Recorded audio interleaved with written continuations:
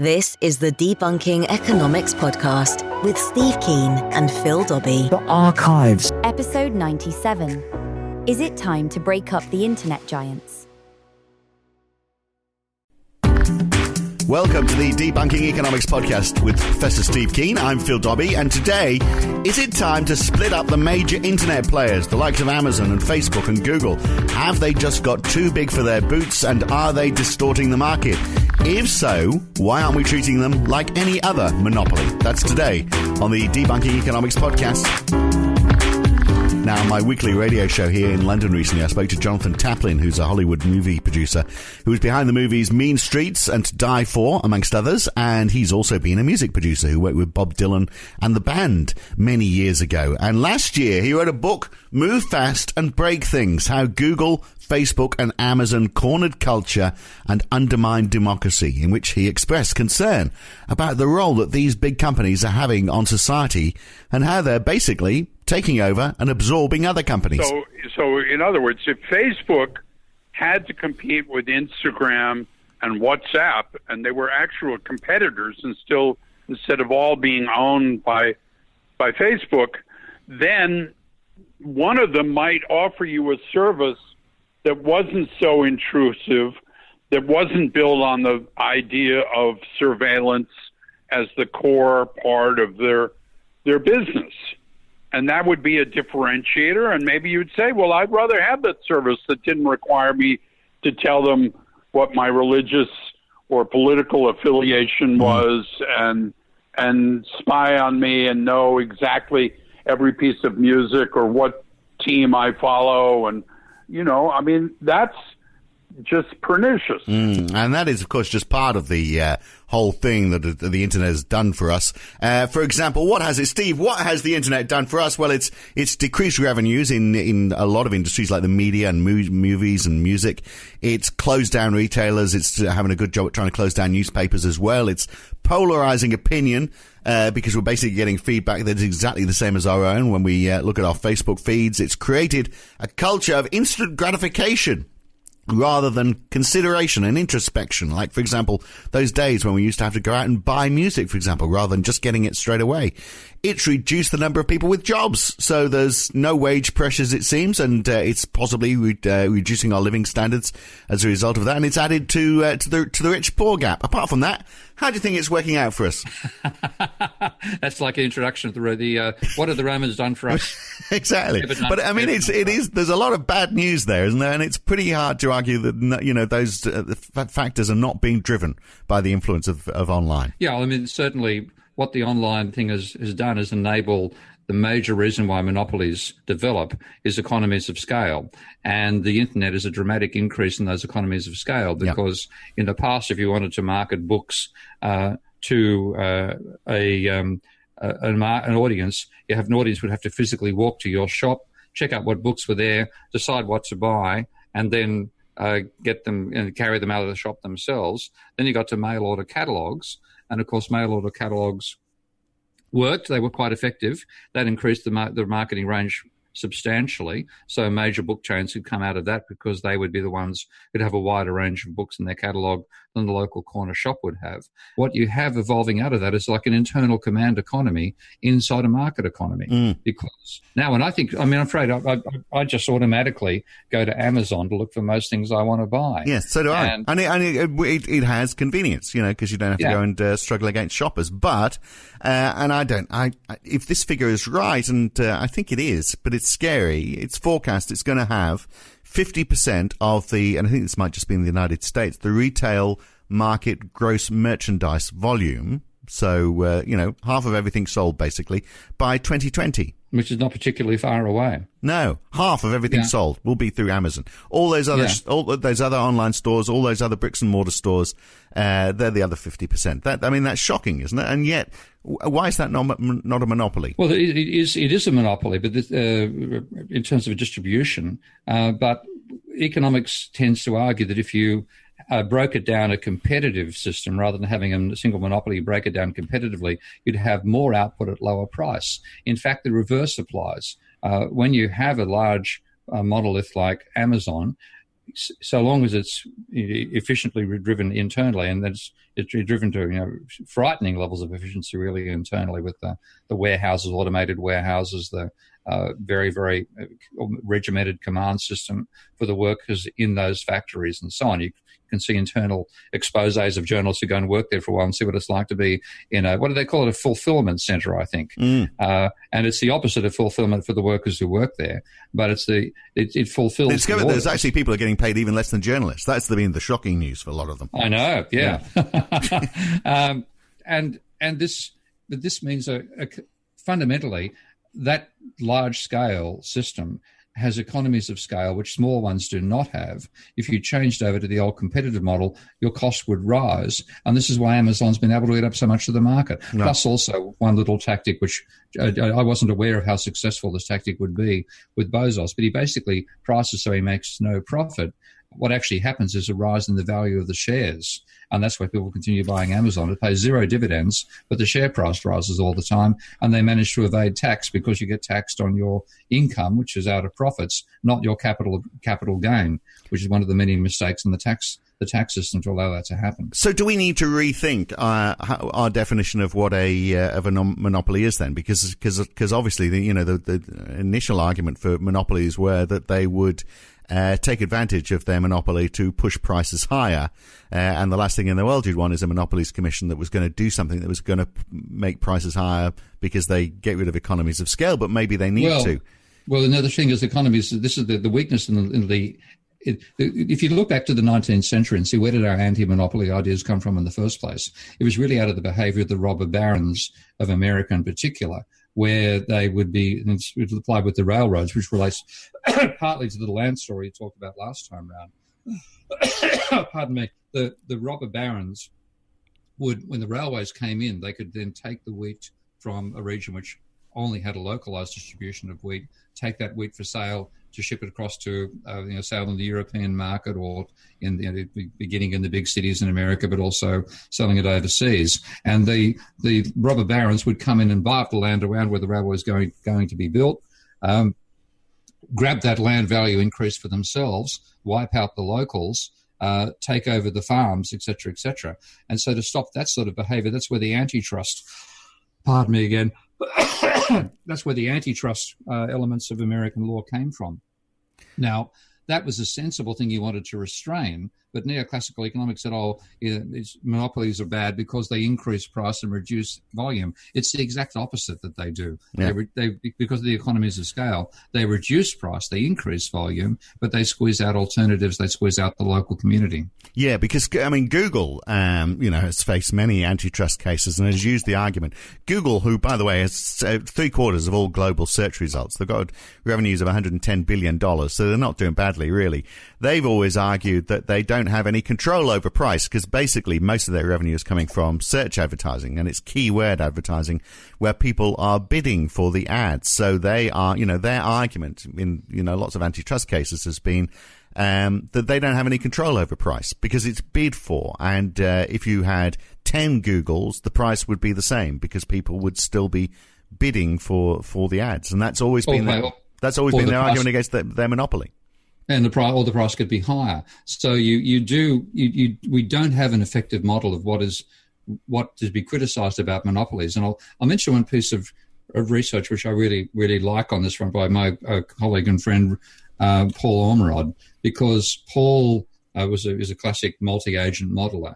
And if you looked at the definition that neoclassical economics makes of competition is a state for them, and that state is where there's lots of small firms who have no market power. The way the neoclassical theory defines competition and quality in a very linear way. So the more the better for competition for them, the more firms the better. Whereas what Paul found in doing his simulation was in terms of the outcome, and he defined the outcome in two ways: low price, high quality.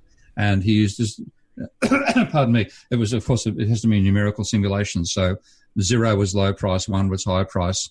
In fact, the other way around, one was high quality, 0 was low quality. And you wanted to get your preferred optimum would be to get low price and high quality for the market.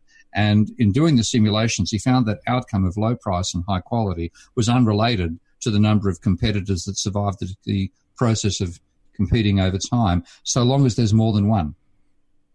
And in that situation, you don't find you need a large number. You say, what are we trying to do? We're trying to provide goods to the widest number of people at the lowest possible cost. Then it turns out these monoliths, like the Googles and the Amazons, are actually successful at that.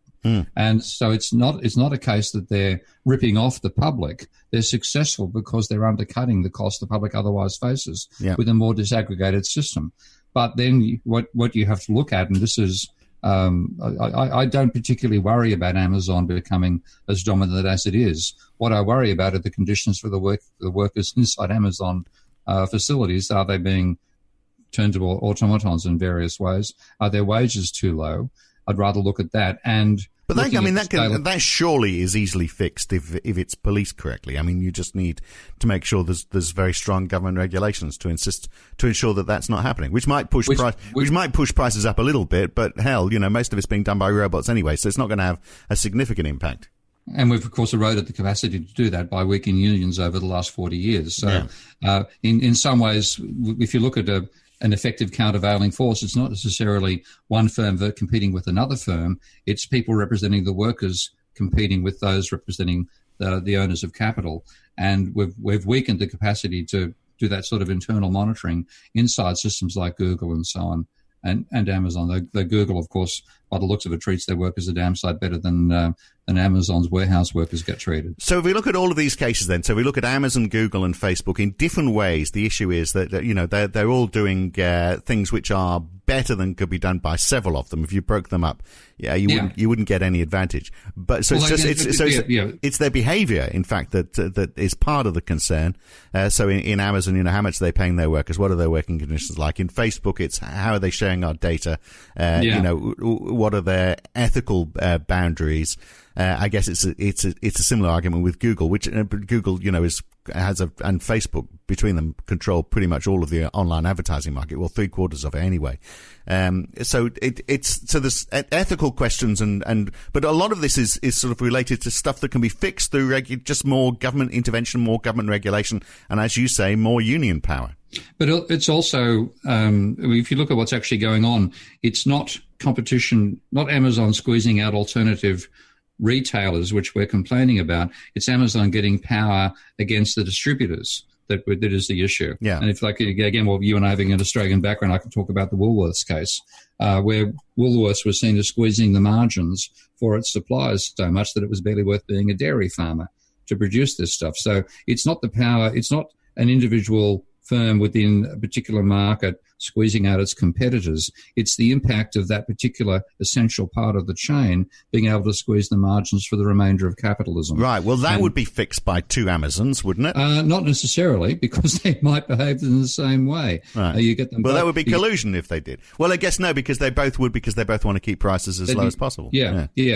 So we do get this area where power turns up as part of the equation in how well a market's economy works. And one of the mythologies of neoclassical economics is that power can be eliminated. Now, what we find is, of course, that doesn't happen. We get power being focused in a group like Amazon, and then it's got the capacity to squeeze the suppliers to give lower margins and so on to its publishers. Equally, it can go past them and give writers direct access and so on. But it is the relative power of one industry to another. And of course, retailing is an essential industry in that sense, but it's no sense producing stuff if you can't get it to the market. So then Amazon becomes for anybody. It's a great facility, but it's also a great. It's a power unit that you don't have power against.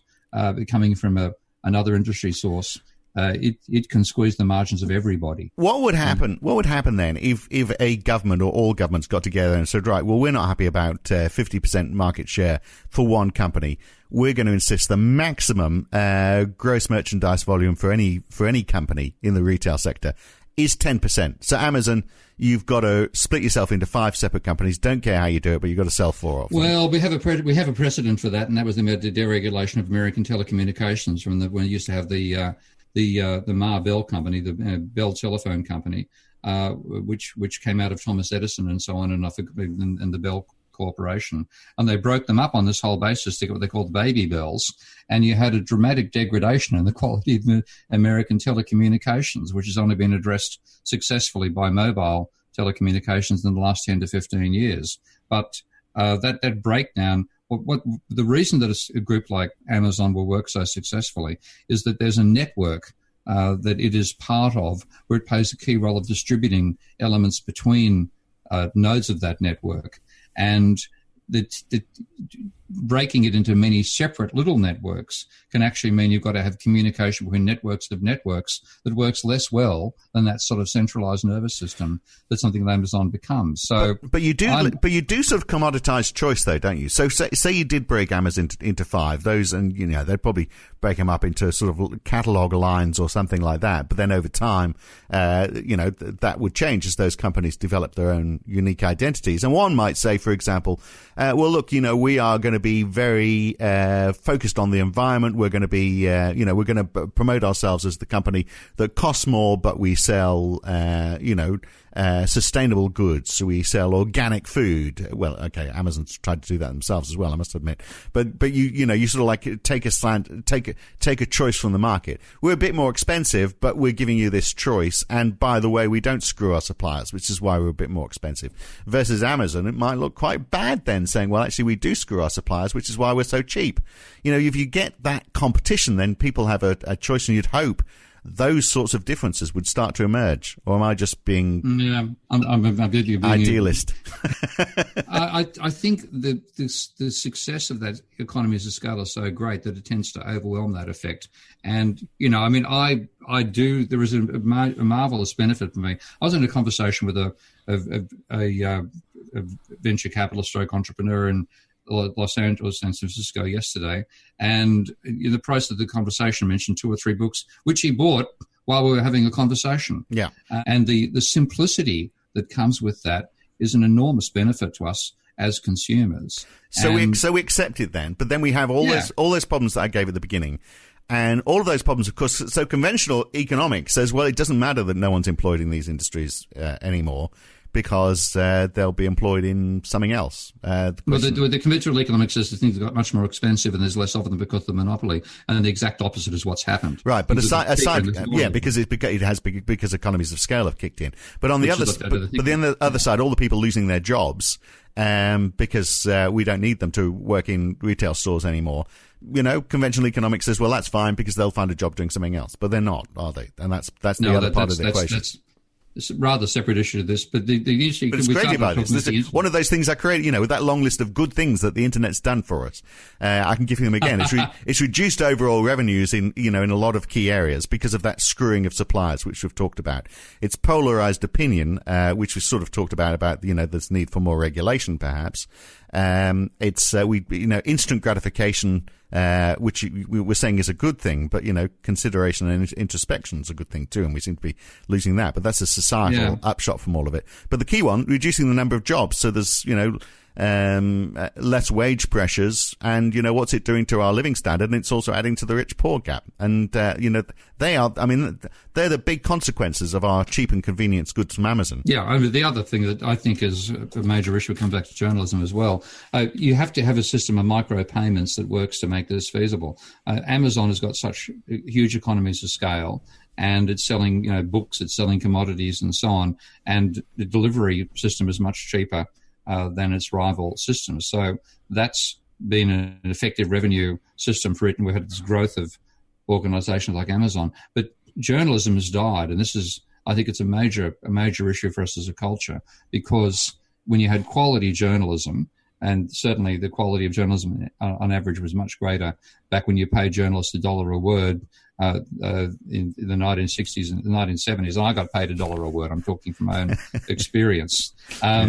And then one day it suddenly went to 50 cents a word. What day was that? Then it's 10 cents a word, and so on. And what you get is just a degradation in the quality. And a major reason for it is the failure to work out a system of micropayments. And this is still the case. So I don't actually make much use of it.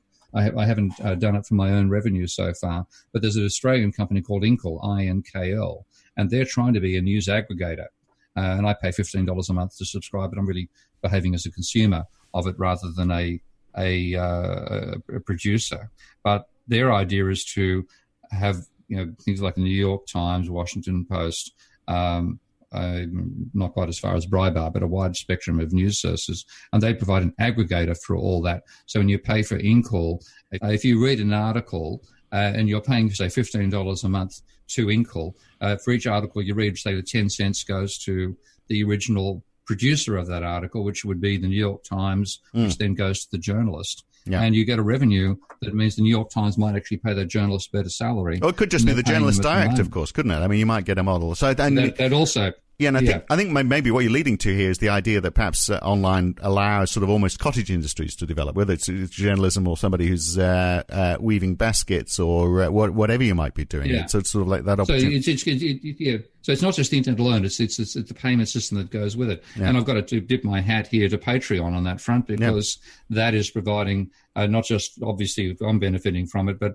there's a large number of artists who are making some revenue out of this now because the people who wish that artist to continue producing their material are paying money to them through Patreon, and that is a form of micropayments. It's not as diversified as journalism used to give us. But I think partly the reason that Internet's caused such disruption is it provided a communication system without at the same time having a financial system to support it. So you can get enormous aggregations like Amazon, which exploit the fact that the Internet dramatically expands the market you can sell to, so it gives you massive economies of scale compared to your more localized, location-based competitors.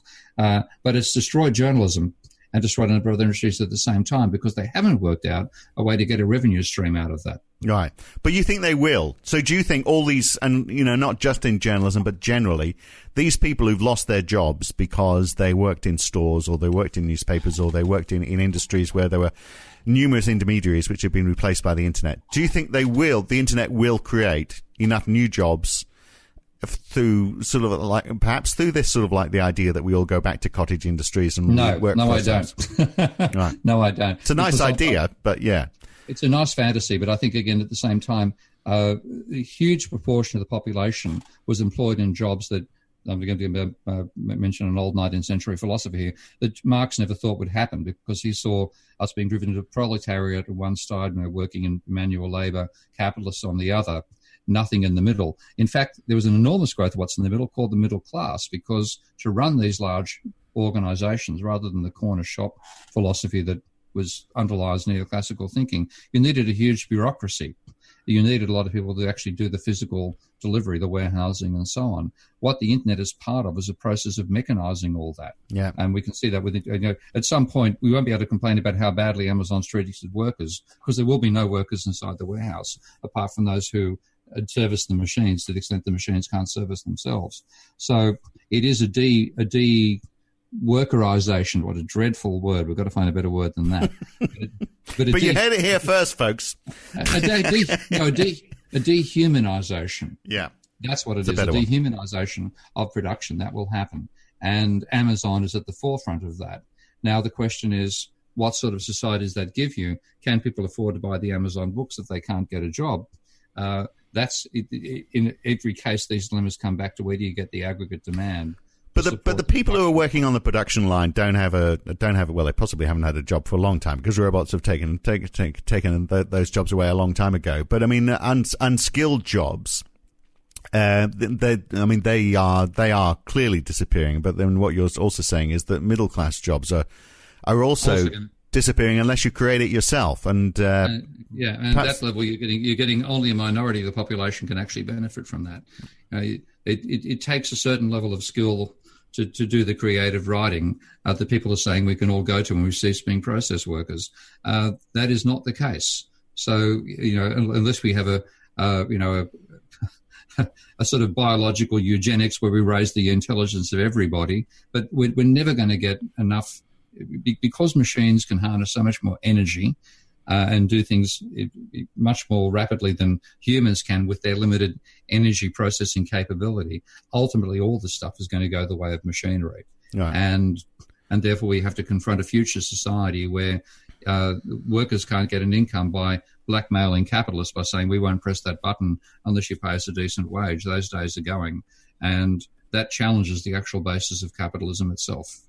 But, you know, the economy, I guess the problem is the scale at each end, isn't it? So I could, for example, I'm fairly sure, for the rest of my life, manage to scrape by a living from, you know, sort of warbling on in some sort of fashion, as I do now, and getting paid a modicum of money for that. And in that, you know, perhaps having enough money for paying somebody to, for example, fix things around the house or chop wood or whatever it is, you know, other jobs which I'm helping to create. But that economy that I'd be living in, you know, that the level of house that I'd be able to afford to keep and maintain would be very different to those people who are very lucky to be working for the big companies where they're getting paid exorbitant amounts of money because they are creaming so much off the top of everybody else. They're part of the network. And what we're seeing is people being driven out of that network as we manage to mechanize more and more of the production processes. So the internet has enabled that to go far further than it would have happened if we had to rely upon mail order catalogs. That's the point. The old gratins. Yeah. So how do we control it then? Or do we? I mean, it seems like you're saying, well, we don't control it, but then we still have this widening rich poor gap as a result of it, and, you know, question mark over lots of jobs. Yeah, and we have to resolve that at a social level. I don't think we can resolve it at the level of changing the pricing inside the capitalist system as it exists, or trying to drive more competitors or breaking up firms and stuff like that. That's not going to work. But we have to say at some point, well, you know, do we provide a basic income for everybody? This is where I differ from a lot of post-Keynesians. I am in favour of a basic income as well as a job guarantee. Where you'll see a lot of correspondence on the web with people who are pro UBI, universal basic income, fighting those who are pro JG, job guarantee, and it's rather like watching a bunch of squabbling members of the Judean People's Party in a Monty Python movie. Job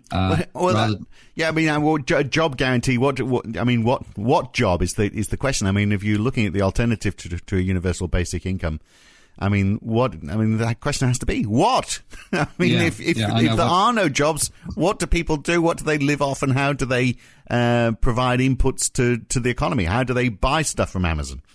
Yeah. And if they don't have an income, they can't buy from Amazon. If Amazon won't employ them, they can't have an income. So you get this is a dilemma we have to address at the social level at some point. And I think that. Yeah, that point. Well, again, I come back always to what the ecology is going to do to us. There's this bunch of monkeys chattering over how to divide up the bananas. Going to find sooner there's only one banana tree left. Yeah. All right. Well, we'll a recurring theme for sure. Look, I don't know as we've come to any answer apart from the fact that society's to blame. And it needs to sort it out, but I'm not sure how. That's the distressing thing. To me, the major thing would be working out a sensible system of micropayments to some extent, which would reduce some of the damage that's happened with the internet being an unbalanced growth in terms of capacity to deliver, which Amazon has exploited, but not at the same time providing a micropayment system where we can pay back to things like, you know, which we used to have once, quality journalism and diversified news services. But that's just a commercial opportunity for somebody to do that. I mean, surely that's a no-brainer, unless banks or people who control the money are preventing that from happening. I think it's also the technological issue. How do you make micropayments actually profitable? And so nobody seems to have cracked that. Inkle is the only thing I've seen which seems to work to some extent in the journalism space. Patreon works in terms of supporting creative writers and so on, and artists. But role for government involvement here then, presumably. Although I'm very reticent to suggest that, actually, because when I think about trying to pay tax and government's involvement with any online system, normally is a horrendous experience. But they could certainly put some seed money to try and make it happen. Well, one wonders. I mean, you and I both had experience with the Australian government doing their disastrous things to telecommunications in Australia, mate. So, I'm skeptical to go to suggest that the only solution, but we have to acknowledge the trend towards dehumanization of production on one extreme and the economies of scale of delivery on the other, that the internet has certainly enabled. So we have a classic pair of dilemmas coming our way. We do. All right. Very good. That's cheered me up no end, Steve. You're welcome. We'll catch you again soon. Thanks. Cheers. Oh, dear. And it is very interesting, isn't it, how governments around the world seem more concerned about the invasion of privacy from online companies rather than the impact that they're having on the workforce, because, of Of course, conventional economics says there will always be jobs. Now, next time, monetary policy versus fiscal policy. Which one is really doing the grunt work when it comes to protecting the economy from recessions and worse? That's next time on the Debunking Economics podcast with Professor Steve Keen. I'm Phil Dobbie. We'll see you then. Thanks for listening.